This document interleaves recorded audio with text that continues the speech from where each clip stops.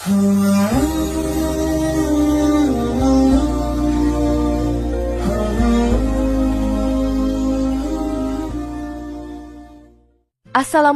warahmatullahi wabarakatuh. Jika video ini muncul di berandamu, ini adalah petunjuk dari Allah kepadamu. Setidaknya sempatkan menulis sholawat kepada Rasulullah Shallallahu Alaihi Wasallam di kolom komentar. Insya Allah bisa menjadi bukti kecintaan kita untuk mendapat syafaat kelak di akhirat. Dan saya ucapkan banyak terima kasih kepada para sahabatku semua yang telah like, komentar, dan subscribe channel ini. Saya doakan, semoga tetap dalam keadaan sehat walafiat dan selalu diberikan rezeki yang berlimpah oleh Allah Subhanahu wa Ta'ala. Amin ya Rabbal Alamin. Saudara-saudaraku yang dirahmati Allah, Islam adalah agama yang sempurna dan paripurna, mengatur seluruh aspek kehidupan manusia, termasuk dalam hal hubungan suami istri. Hubungan intim atau jima bukan hanya sekadar pemenuhan kebutuhan biologis, melainkan juga bagian dari ibadah jika dilakukan dengan cara yang halal, sesuai aturan syariat. Oleh karena itu, Islam tidak hanya memperbolehkan hubungan suami istri, tetapi juga memberi batasan-batasan agar kehormatan, kesucian, serta kesehatan terjaga. Larangan dalam hubungan intim bukan dimaksudkan untuk menyulitkan umat, tetapi justru menjadi bentuk kasih sayang Allah Subhanahu wa Ta'ala. Sebab, apapun yang dilarang dalam Islam pasti membawa mudarat baik dari sisi agama, kesehatan, maupun sosial. Dengan memahami aturan ini, seorang muslim dapat menunaikan kewajibannya kepada pasangan sekaligus mendapatkan ridho Allah. Di video kali ini, kita akan membahas 4 larangan dalam hubungan intim menurut Islam yang dijelaskan dalam Al-Quran dan hadis. 1. Penetrasi lewat dubur. Islam sangat menekankan kesucian dalam hubungan intim suami istri. Hubungan yang diperbolehkan adalah melalui jalan yang wajar, yaitu farji atau kemaluan, yang memang diciptakan Allah Subhanahu wa Ta'ala untuk melahirkan keturunan. Adapun melakukan penetrasi lewat dubur adalah perbuatan yang terlarang. Rasulullah Shallallahu Alaihi Wasallam bersabda, Allah tidak akan melihat kepada seorang laki-laki yang mendatangi istrinya di duburnya. Hadis riwayat Nasa'i dan Ibnu Hibban. Hadis ini menunjukkan betapa kerasnya larangan tersebut, karena ancaman, tidak dilihat Allah, berarti diabaikan dari rahmatnya pada hari kiamat. Larangan ini berlaku meski dilakukan kepada pasangan sah, sebab syariat tidak melihat kepada sekadar ridho, tetapi pada kehalalan cara. Ulama menjelaskan bahwa larangan ini berkaitan erat dengan tujuan utama pernikahan dalam Islam, yaitu menjaga kehormatan, menyalurkan syahwat dengan benar, dan melahirkan generasi. Imam Asy-Syaukani menegaskan bahwa hubungan di dubur adalah perbuatan yang menyimpang dari fitrah, menyerupai praktik kaum Nabi Lut yang Allah azab karena homoseksual. Dengan kata lain, hubungan di dubur adalah tabzir fitrah, menggunakan sesuatu tidak pada tempatnya. Maka tidak heran jika para ulama menegaskan bahwa perbuatan ini haram hukumnya dan termasuk dosa besar. Selain aspek syar'i, Islam juga memperhatikan sisi kesehatan. Medis modern membuktikan bahwa penetrasi lewat dubur sangat berisiko. Jaringan dubur tidak elastis seperti farji, sehingga mudah robek dan menimbulkan pendarahan. Hal ini juga dapat menjadi pintu masuk bagi berbagai penyakit berbahaya, termasuk HIV, infeksi bakteri, serta gangguan saluran pencernaan. Islam dengan bijak telah melarang sesuatu yang berbahaya jauh sebelum sains modern menyingkapnya. Dengan demikian, larangan ini bukan sekadar aturan agama, melainkan juga perlindungan nyata bagi kesehatan umat manusia. Rasulullah Shallallahu Alaihi Wasallam juga menegaskan dengan kalimat tegas, terlaknat orang yang menyetubuhi wanita di duburnya. Hadis riwayat Abu Dawud, Ahmad, dan Ibnu Majah. Kalimat terlaknat dalam hadis berarti dijauhkan dari rahmat Allah. Ini menunjukkan bahwa dosa tersebut bukan dosa ringan, melainkan dosa besar yang harus dihindari. Bahkan, sebagian ulama menyebutnya sebagai perbuatan yang dapat menyeret kepada kebinasaan jika dilakukan terus-menerus tanpa taubat. Maka dari itu, Seorang muslim hendaknya menjauhi segala bentuk penyimpangan seksual, sekalipun bersama pasangan halal, sebab tidak semua bentuk penyaluran syahwat dibolehkan dalam Islam. Dengan demikian, jelaslah bahwa penetrasi lewat dubur adalah perbuatan yang diharamkan secara tegas oleh Allah dan Rasul-Nya. Larangan ini mengandung hikmah yang sangat besar, menjaga kesucian fitrah manusia, mencegah kerusakan kesehatan, serta membedakan umat Islam dari perilaku menyimpang. Pasangan muslim seharusnya memahami bahwa cinta dan kasih sayang dapat diekspresikan dengan cara-cara yang halal, sehat, dan penuh keberkahan, bukan dengan menyalahi aturan syariat. 2. Melakukan penetrasi saat sedang haid. Al-Quran secara jelas menyinggung larangan berhubungan saat istri sedang haid. Allah Subhanahu wa Ta'ala berfirman, "Mereka bertanya kepadamu tentang haid. Katakanlah, haid itu adalah suatu kotoran. Maka jauhilah istri-istri ketika haid, dan janganlah kamu mendekati mereka hingga mereka suci. Apabila mereka telah suci, maka campurilah mereka di tempat yang diperintahkan Allah kepadamu." Quran Surat Al-Baqarah ayat 222. Ayat ini menjadi dalil utama bahwa penetrasi saat haid hukumnya haram, namun bukan berarti suami istri dilarang untuk bercengkrama.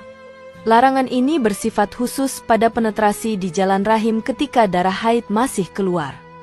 Para ulama tafsir menjelaskan bahwa larangan ini tidak berarti mengisolasi wanita secara total, sebagaimana dilakukan kaum Yahudi. Dalam hadis riwayat Muslim, Rasulullah Shallallahu Alaihi Wasallam menegaskan, "Lakukanlah segala sesuatu dengan istri kalian yang haid kecuali jima." Hal ini menunjukkan bahwa Islam adalah agama yang seimbang, melarang hal yang berbahaya, namun tetap memberi ruang kasih sayang dan keintiman dalam bentuk lain. Suami boleh mencium, memeluk, dan bercumbu dengan istrinya yang sedang haid, selama tidak melakukan penetrasi di kemaluan.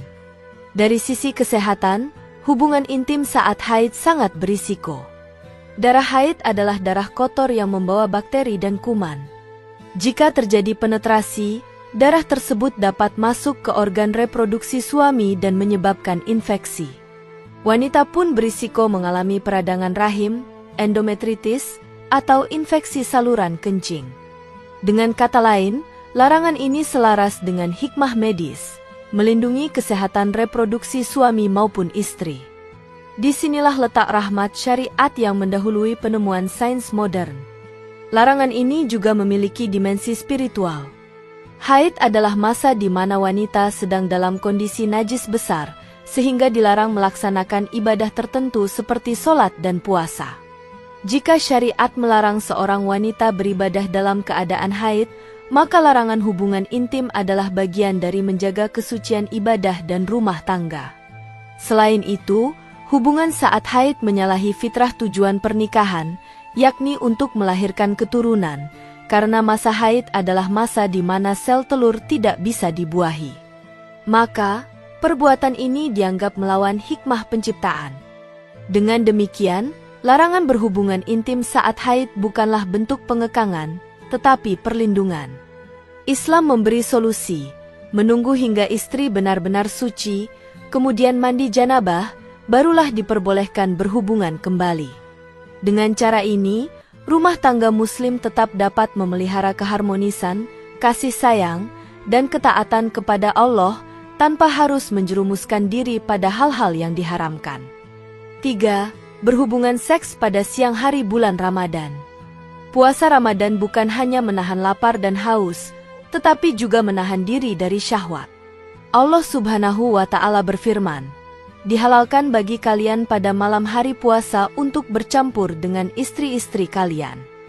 Kemudian sempurnakanlah puasa itu sampai malam."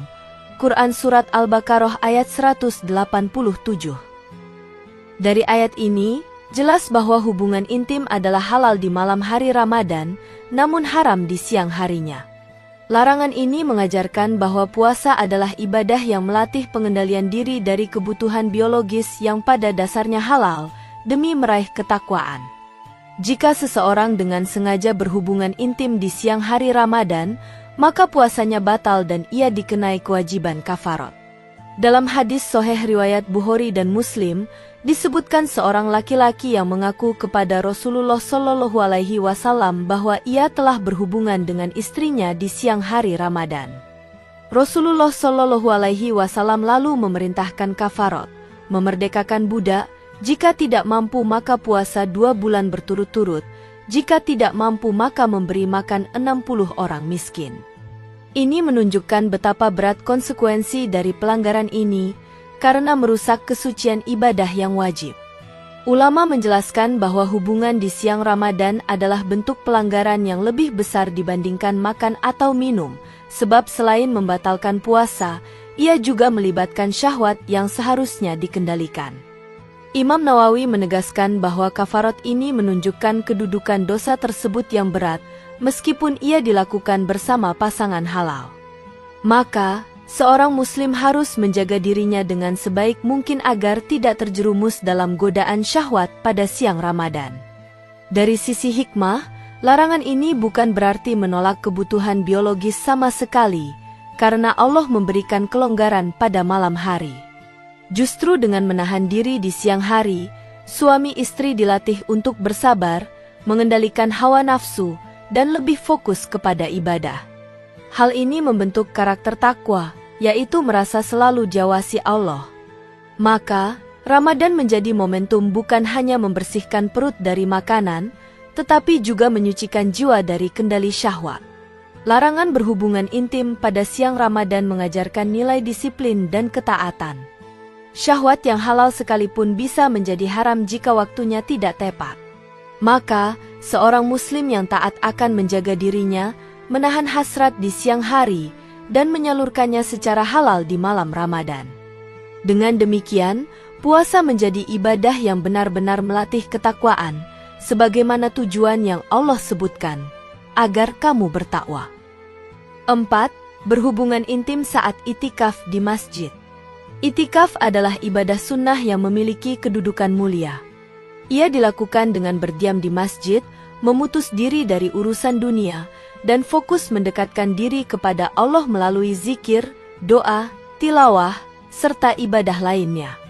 Dalam Al-Quran, Allah Subhanahu wa Ta'ala berfirman, "Dan janganlah kamu campuri mereka, sedangkan kamu beriktikaf di masjid." Quran Surat Al-Baqarah ayat 187. Ayat ini dengan jelas melarang hubungan intim selama itikaf, karena hal tersebut bertentangan dengan tujuan utama itikaf, yaitu menahan diri dari kesenangan duniawi. Para ulama sepakat bahwa hubungan intim secara langsung membatalkan itikaf. Bahkan, sebagian ulama berpendapat bahwa segala bentuk aktivitas yang mengarah pada syahwat, seperti bercumbu dengan syahwat yang kuat, dapat merusak kesempurnaan itikaf. Sebab, itikaf sejatinya adalah pengasingan diri dari hal-hal duniawi yang melenakan, sementara hubungan intim adalah bentuk pemenuhan syahwat yang jelas bertentangan dengan ruh ibadah itikaf. Dengan demikian, larangan ini menjaga kehusyukan ibadah dan memelihara kesucian tempat, yaitu masjid. Hikmah larangan ini sangat mendalam. Itikaf adalah momen penyucian hati, introspeksi diri, dan mendekatkan diri kepada Allah. Jika seseorang justru melakukan hubungan intim, maka itikaf kehilangan makna ruhiyahnya karena hati sibuk dengan hawa nafsu. Dengan menahan diri, seorang mukmin dilatih untuk mengendalikan syahwat, merasakan manisnya ibadah, dan mengisi waktunya dengan amalan-amalan yang mendekatkan kepada Allah. Dengan demikian, larangan ini menegaskan bahwa itikaf bukan hanya soal fisik berdiam di masjid, tetapi juga soal spiritualitas yang tinggi. Dari sisi sosial, larangan ini juga menjaga kesucian masjid sebagai rumah Allah. Masjid adalah tempat ibadah, zikir, dan ketaatan, bukan tempat untuk menyalurkan syahwat. Melakukan hubungan intim di masjid jelas merupakan pelecehan terhadap kesucian masjid. Oleh karena itu, Allah menegaskan larangan tersebut dalam Al-Baqarah ayat 187, agar umat Islam menjaga kehormatan rumah Allah dari hal-hal yang tidak pantas. Dengan demikian, hubungan intim saat itikaf adalah larangan yang tegas, baik dari sisi nas Al-Quran, hadis, maupun hikmah syariat. Seorang muslim yang beriktikaf hendaknya memurnikan niatnya, menjauhi hal-hal yang membatalkan itikaf, dan mengisi waktunya dengan amal saleh. Dengan begitu, ia benar-benar mendapatkan manfaat spiritual itikaf, yaitu ketenangan hati, kehusyukan ibadah, dan kedekatan dengan Allah Subhanahu wa Ta'ala. Saudara-saudaraku yang dirahmati Allah, dari penjelasan di atas, dapat kita pahami bahwa Islam sangat menjaga fitrah manusia dalam berhubungan intim. Bukan sekadar soal halal dan haram, tetapi juga menyangkut kesehatan, kehormatan, serta keberkahan dalam rumah tangga. 4 larangan utama dalam hubungan intim, yakni penetrasi lewat dubur, hubungan saat haid, hubungan di siang hari Ramadan, serta hubungan saat itikaf, merupakan ketentuan yang tidak boleh disepelekan. Bagi seorang muslim, menaati larangan ini adalah bentuk ketaatan kepada Allah dan Rasul-Nya. Di sisi lain, ketika seorang suami istri menjaga aturan-aturan ini, mereka tidak hanya mendapatkan kenikmatan yang halal, tetapi juga pahala dari Allah. Hal ini menunjukkan bahwa Islam tidak memandang hubungan intim sebagai sesuatu yang kotor, tetapi sebagai ibadah yang bernilai mulia bila dilakukan sesuai syariat. Semoga dengan memahami batasan-batasan ini, setiap pasangan muslim dapat menjalani kehidupan rumah tangga yang sakinah, mawaddah, dan penuh rahmah. Dengan demikian, hubungan suami istri tidak hanya menjadi sumber kebahagiaan dunia, tetapi juga ladang pahala untuk bekal akhirat.